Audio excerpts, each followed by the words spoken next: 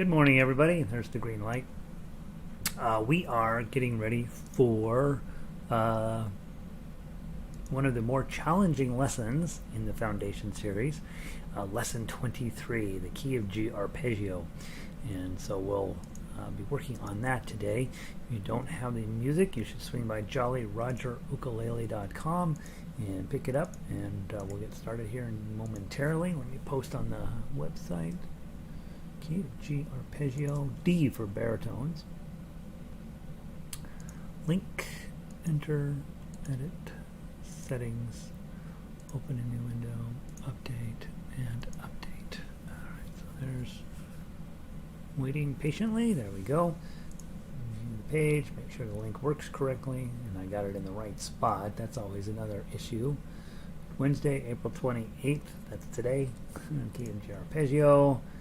And opens up correctly. All right, so we'll wait for everybody to come loading in, get ready to go, and then we will be starting here momentarily. Let me go put this on Twitter. https://jollyrogerukulele.com. Patience. What's up? Hit tweet. And there we go. I ate some popcorn. I have a piece of popcorn, I think, on my front tooth. So if you see my teeth look weird, it's because they're full of popcorn. Alright, had to let the cat in earlier, and he has now come and gone. So we are done with him. And today, we are in the midst of wrapping up, getting close to the end of the 30 lesson series for Foundations class, so we won't be finished next week quite. We still have a few days to go, but we're getting very close. So I'm just peeking at the calendar here. So we get through lesson 24 tomorrow, which is Simple Gives. We just played that in harmonica class. Lovely little tune. You'll love it. And then, of course, we have our Friday concert. And then next week, let's see if I'm 24, 25, 26, 27. So we will be moving into the week of May 10th to wrap things up. And then I think we're going to take a couple weeks off for Foundations, and then we'll repeat starting around June 1st. So we have some time to just settle in. Ask questions, guys, as you're logging in and you're like, I think that I have no idea what we're doing. Or, you know what, I got a pretty good handle on this, ready to move on to beyond Foundations into the Tough Uke classes. Tough Uke every day. Some days level 2 is easier than this class, and some days it's way harder. Today, for example, your class here today is going to be pretty challenging, and the class in the next hour is going to be really challenging. And so, and one of the songs they're playing is Frere Jacques. So I have a version of Frere Jacques. I made it as hard as I possibly could. The hardest version of Frere Jacques ever in the history of the world is on next hour. And so when you're done here and you want to make your life miserable, you come to that class. As most of you know, you have your choice when it comes to learning ukulele, and when you come to me, you get the hard ways of doing it, and which pay off in the long run, because then you can play all the other instruments and all this stuff, and hopefully by pressing a little higher, a little harder, I think I'm gonna pass out. That's my idea here. I should know better than to eat a few handfuls of popcorn prior to class. Vic is in. Sound is sunny and up in Eugene. Sound is good. Hey, Vic. Michelle made it in. She's sunny and gorgeous outside here in Rockaway Beach, Oregon. So far, Michelle is winning. Sitting on the beach, sunny day, perfect weather. That's good.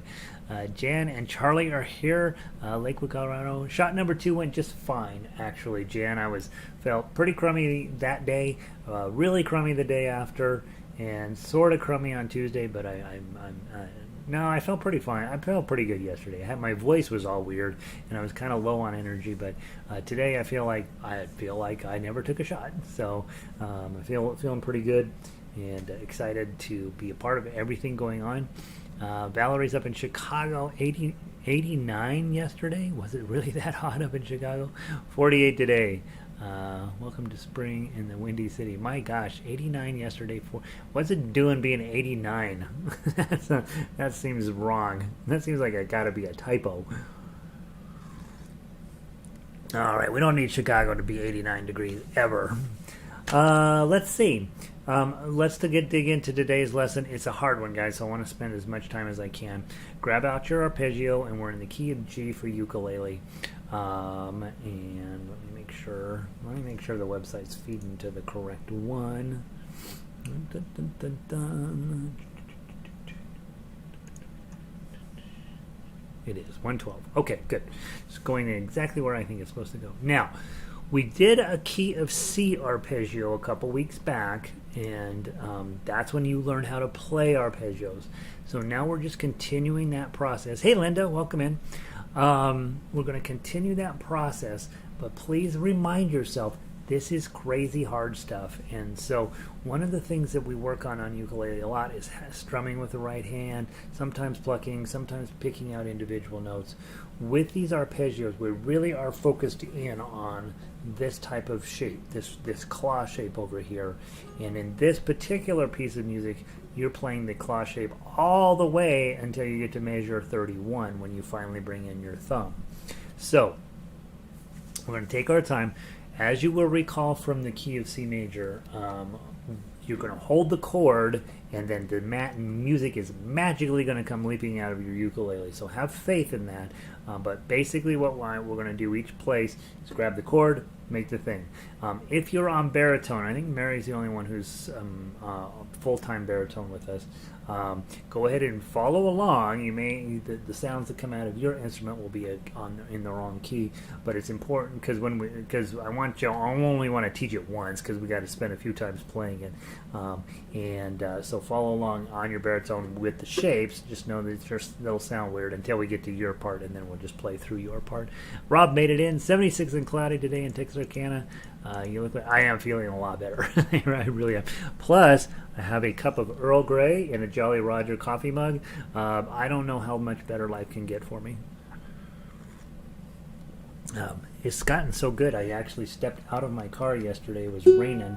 I ran into the restaurant where we were going to pick up dinner, and I left my mask on the front seat of the car like a crazy person. But I don't feel like I have to. I ran back to get it, of course, but I was outside without a mask for about 3 minutes. I also changed the strings on this yesterday, which means I will be out of tune all day today. We'll get it close, and I'll tune up a lot. How about that? Okay, and then the final note is I do have a piece of popcorn stuck up in my lip. It's going to drive me bananas. If I'm doing weird stuff with my face, it's because I'm trying to rid myself of the popcorn kernel. Key of G major. Put that shape on. Okay? Notice you're not playing the bottom string. You're going to play the top string. So it's thumb, index, middle. Pluck those three. Then it's thumb, index, middle. Top string, third string, second string. Measure 2. Put your E minor shape on. Pluck the same 3 strings. Then it's middle, index, thumb. Put your C chord on. Even though you're not going to even play the string you're holding down right now, you still put the chord on. Pluck all 3. And thumb, index, middle, and measure 4. Put your D chord on. 1, 2, 3. Pluck all 3. Middle, index, thumb.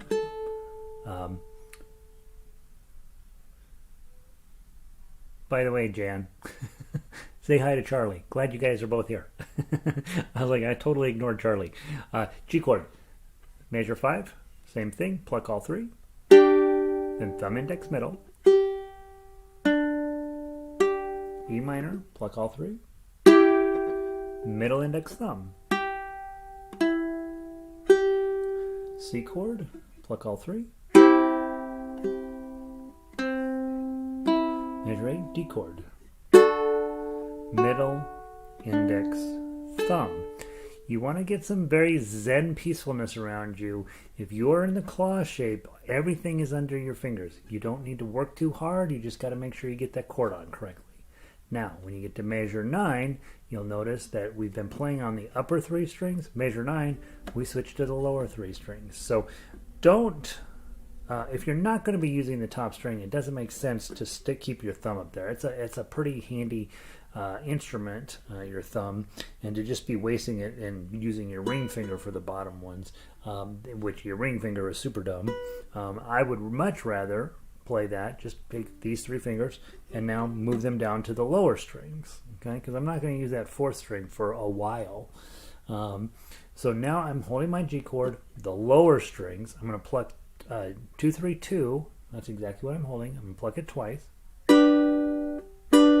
Now I see 2, 3, 5. So I got to take my pinky and put it up on the 5. That's kind of the hard move. And sometimes that stretch is a little tough for people. If you can't quite make this stretch, you can move your middle finger here. So do index, middle, and then pinky. And then you'll be able to reach it no problem. The problem with doing this is that a lot of times you're going to have to then reconfigure your this shape after you're done with this. In this case, you don't, so you're fine doing it that way. G chord with your pinky, play that twice. And then it says 2, 2, 0, but put the whole D chord on. Okay? Grab your D chord and play those same 3 strings. Measure 11 is the same as 9, so G chord. Add your pinky. And then D chord. Notice those notes are half notes. Those are the half notes are the ones with the hole in the middle. So those are twice as long. Those are worth 2 beats each. Now, things get kind of messy here. You guys have done a couple of bar chords, but baritones have done a lot of bar chords. Ukulele players, you haven't done that many yet, but here's one of them, more of them that you're going to use a lot. Bar on 3, middle finger on the 4th fret, 3rd string, and then ring finger on the 5th fret of the 4th string.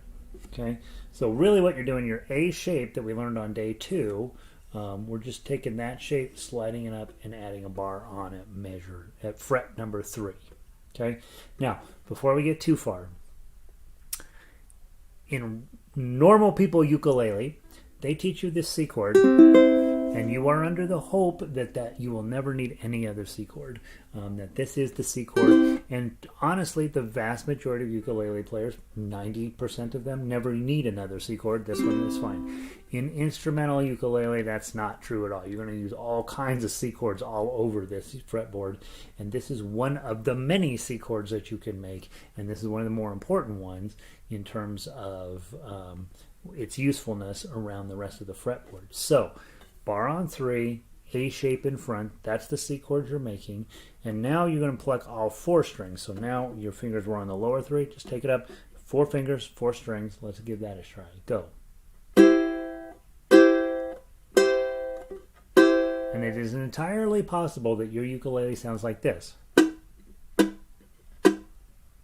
And if it does, you accept that it sounds like that right now. That sound will go away. I'm in a meeting, can't come today. Thanks, Mary. All right. So we won't talk about Mary while she's out, except it's terrible. That she's just terrible, isn't it? Prioritizing a meeting over us. What the heck? If your ukulele, when you do your bar chords and they sound like this, that's what you play. That's the way they sound like today. Down the road somewhere, they will magically come in. Okay, but just let them be terrible for now. Don't worry about it. They will come. There comes a day when you have the proper hands, this muscle right here, when it's finally strong enough that your bar chord will come down and you'll get clean tones out of it. And, you know, I've gotten to the point where I got enough leverage on over my finger, I don't even need my thumb. Okay, but in the beginning, you just got to get your thumb strength together and accept the fact that sometimes, as long as you're in the right shape and you know you're doing the best you can, that's what you can do. Okay, so give yourself credit for that. Measure 14. Don't pick this up. Don't change anything about it. Just slide it up 2 frets. So now your bar is on 5, same A shape in front of it. It's on 6 and 7. Okay, and pluck those 4. that's the hard section of the song right there. You just survived it. Go to measure 15, grab your E minor. Okay, we're using all 4 strings now, so we're going to use all 4 fingers. Pluck everybody. 0, 4, 3. That's thumb, index, middle. Now grab a regular C chord. Pluck everybody. Thumb, index, middle. G chord. Pluck everybody. Thumb, index, middle. And 18. Thumb, index, middle. Okay, measure 19, same thing, E minor. Measure 20, another C chord. G chord. And then a D chord. Okay, when we play it on Friday, we will do a repeat. There's a repeat there at the end of the line, and we will play that. Okay. We won't play it today. We're going to play the whole song again real quick. But on Friday, when we get down there, we will bounce right back up to the top of the thing. Guys, I did change my strings yesterday, and so I'll be out of tune continuously. Okay. Measure 23. We are going to play melody now. Okay. Yay, melody. All right. Let's just put our index finger on 2. Let's go. Ready, play. 2, 2, 5, 5. That's with your pinky, and then 0. 0, 10's your high note, so put your pinky there. 10, 10, 9, index on 7. Slide it down to 5. 5, back ring finger on 7. And then go down and grab your 2. Couple of 3s. 2, 3. Pinky on 5. Back to the 2. 0, 0, 2, 3. Pinky, and then a 2. Okay, so that part's for sure. That part going all the way, we're practicing just making sure we're using smart fingering choices, that you don't have to do exactly what I tell you, but you want to make sure you're not just using your pinky trying to manually grab around. I have a tendency to do that when I'm not sure where the song is going. Start my pinky running around. It's always a disaster. Just be thoughtful. Hey, I got this section here, this section here, this section here. Using smart hand choices so that you got fingers covering most of the notes you need to play. All right, and then measure 31. Notice the glissando shows up, the little wiggly. That means that's a thumb down. Okay, 2, 3, 4, strum down on E minor. You have a choice. You can either then go to plucking your claw 0, 4, 3, or since they're all going down, you can get away with thumb, thumb, thumb, which is what I will do. But when it's going down like that, you can definitely just use your thumb. Okay, measure 32. Grab your C chord, G chord, D chord, E minor, C chord, G chord, D chord.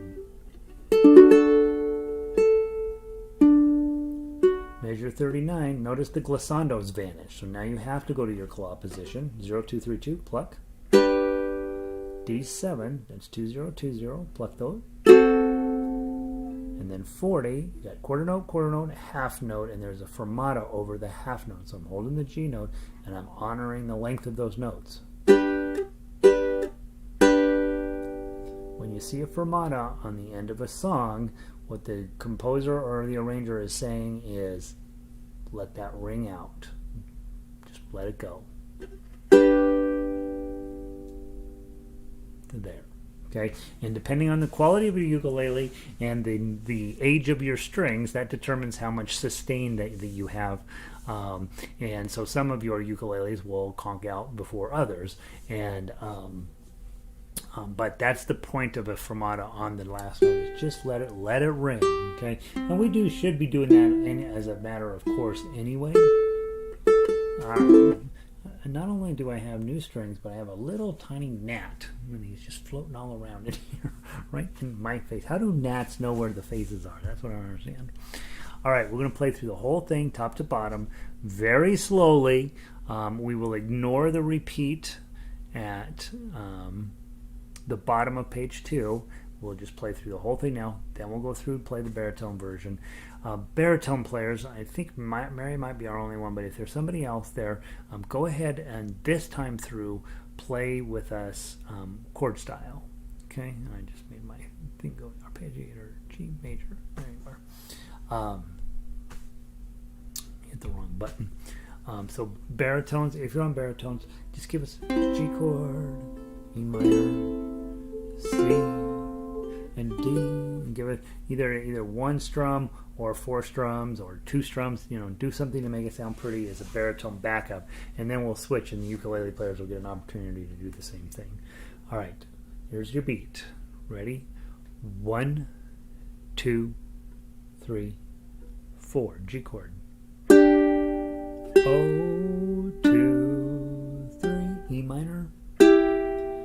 Middle, index, thumb, C chord, plonk, thumb, index, middle, D chord, plonk, middle, index, thumb, G chord, plonk, thumb, index, middle, E minor, plonk, middle, index, thumb, C chord, plonk, thumb, index, middle, D chord, plonk, middle, index, thumb. Change your strings.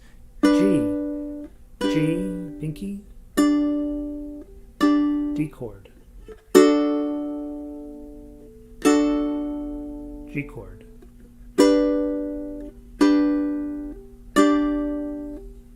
D chord. Get this fancy C chord on, a bar on 3, A shape in front with your middle and ring. Giving you just a second to work it out. Okay, here we go. Ready? Play. Slide up to 5. Measure 15. Go grab your E minor. Whew, made it through the tough part. Let's go. Thumb, index, middle, C chord. Thumb, thumb, index, middle, G chord. Plonk, thumb, index, middle, D chord. Plonk, thumb, index, middle, E minor. Plonk, thumb, index, middle, C chord. Plonk, thumb, index, middle, G chord. Plonk, thumb, index, middle, D chord. Plonk, thumb, index, middle. Okay, on Friday we'd repeat. On today we're going on to page 2. Ready, play.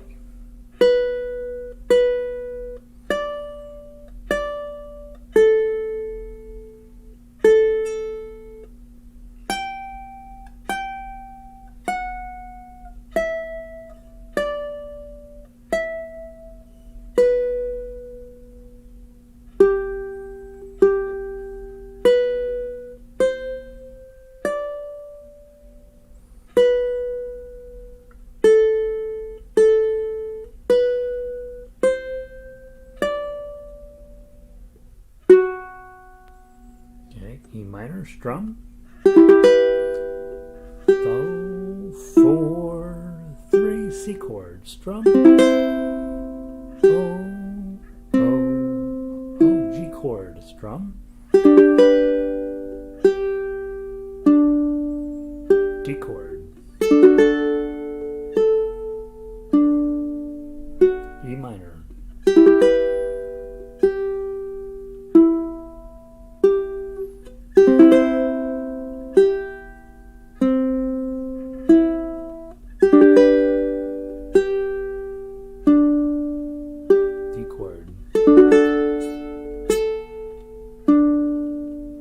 G chord. Whoops, I should have gone to my plucking. And then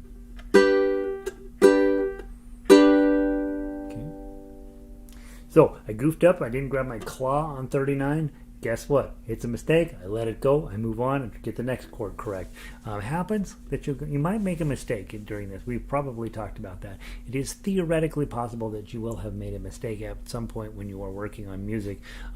And just remember, we are in a unidimensional activity. Music only exists in time. It doesn't own any height, width, or volume. So we are. Once it's over, it's all in the past. Once you've made a noise, that's the noise, right? And you just move on. Let me play it for you at full speed, just so you get a sense of where we're headed, and then we'll play the baritone version, and then you'll have a little bit of time to just practice this, because this is something that's going to take a little bit of brain power and a little bit of time just to get your hands comfy with it. Here's how it goes at full speed.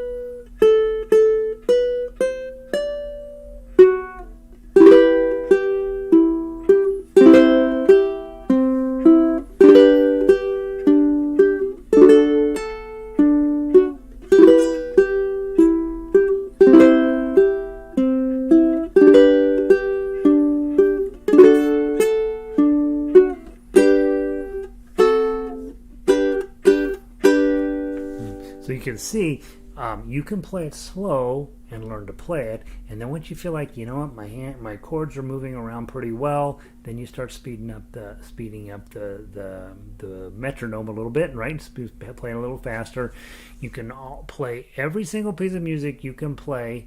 The fastest you're allowed to play it is however fast you can play the hardest parts. So probably when you get down to measure 13 and 14, how quickly can you get that chord on? That's going to determine how fast you can play the rest of the piece. So you don't want to play the rest of the piece, the easier parts real fast, and then play the hard parts real slow. We want to kind of come up with a steady beat. I've played this song 10,000 times, so I kind of know what's going on here.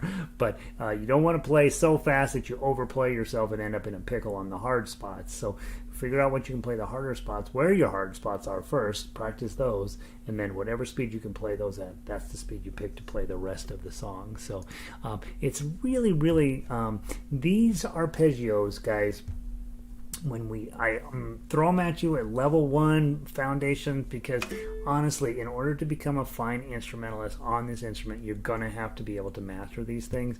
And to be honest, I'm amazed at how little discussion there is of arpeggios in our community, because arpeggios make you better as a singer, they'll make you better as an instrumentalist, they'll bring a sense of sophistication to your playing, and yes, they're very difficult. And so the sooner you get on them, the sooner you start working on them, the sooner you'll have a more complete color palette of music you can play. I have written 30 of these on purpose because they're that important, and I wrote them in every key, major and minor, and you end up using all of the different shapes, all of the right hand techniques. And today in the next hour we're doing the C minor one for those guys, and it's pretty dramatic and pretty good song, but boy is it hard to play. And so if you want to sit and watch me struggle, come and watch that. Let's see.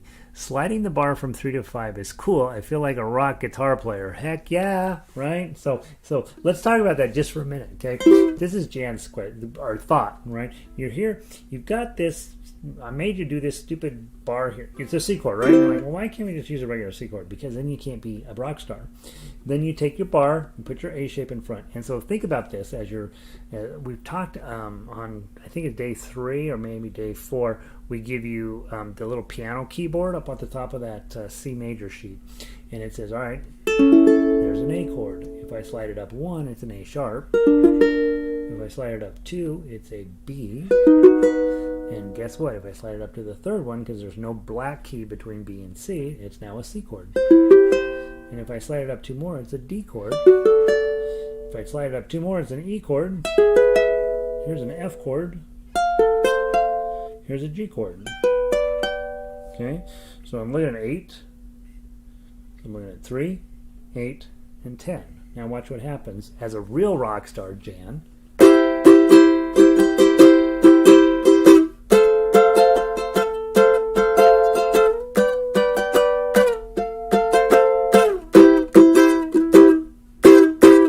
That's how, and I make a little bit of fun of it, but you think about, it's 1950, electric guitars are finally affordable for the average person.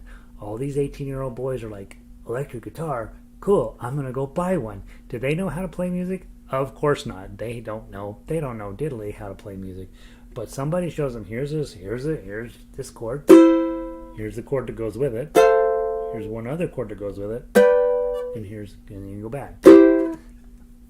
So much of the music from those early days of electric guitar were written exactly that way. And here now in this piece of music, you get a chance to practice that exact thing.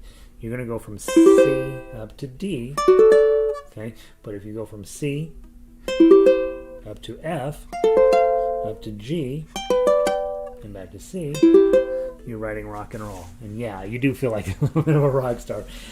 Not unimportantly, this business of bar chords puts you in control of the ukulele. The open chords that everybody likes to teach and we all like to work on are a little easier on our hands and a little easier on our heads. They are lovely. They're exactly the kind of tonality that we like to get out of an instrument like this, especially a short one with very little strings on it. But at the end of the day, you're going to be doing lots and lots and lots of bar chords as the instrumentalist because it puts you in control of the entire fretboard. And so that business right there from C to D, that little bit of information there is, we're going to turn that into a whole mess of stuff going down in the future. And bar chords, that's why, day 2, I give you day 3 maybe, I give you the Make a Better Bar worksheet, and we work on it all the time because that's going to become a super important part of your lives.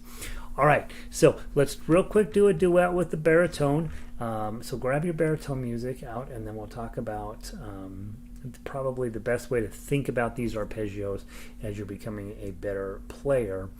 The baritone version is I'm looking. No, I would just about grabbed the one from next hour. We don't want to play that one. I will play the baritone. Ukulele players, you're going to grab the chords. Okay, so let me teach you. These chords are a little bit more challenging. Okay, so your D chord is right here. It's index, middle, and ring. Okay. Your B minor, it's the A minor moved up 2 with a bar. So you get to use another bar here. That's bar on 2, ring finger here, that's your B minor. Okay. You already know your G chord. You've been working on it since day 2. Or day 4, 5. Well, for a while. And then your A chord is right here, index and middle. Okay. And I think that might be all the chords. By the way, if you're playing accompaniment and you see, you go down to measure 13 and it's got this super crazy looking complicated G chord, you don't care as the accompanist, you're going to play the easy G. Okay? You don't care they got a fancy A chord on, you're going to play your regular A. Okay? So as the accompanist, you usually don't need to go into these fancy chord shapes. You just use the basic open chord shape because it's the lead guitar or the lead pianist or the lead, whoever's playing lead, they're going to do the fancy stuff. You as the harmony person are going to want to play in open positions and easier positions. That's why in all the sheet music I give you, up on the top of the music, in the chord shapes, I always give you the easiest shape that I can think of down up there. And then in the tough uke, it might be a totally different story, depending on where the melody has taken the song. And that's honestly going to get more and more complicated and more interesting as we go along. That at some point, you will find that the chord in the upper part has nothing at all to do with the one in the lower in the tough uke, because because that's just the way it is. All right, I changed strings on this guy too, and he's way having a hard time getting into tune. When you get your strings changed, by the way, please note that you get a 3-week process before they stop being a pain. The first week they're terrible. You see how much I'm having to tune this up, and I just tuned this up about an hour ago. But they just stretch like crazy. So when you get your ukulele back from a string change, don't think they broke your ukulele. Give it a couple of weeks for the new strings to settle in. All right, baritone players, if any of you are with me, you're going to play exactly what we just played. Ukulele players, D, D, D, D, B minor, 2, 3, 4, and G, 2, 3, 4, and A, 2, 3, 4. Not that fast. 1, 2, ready, play.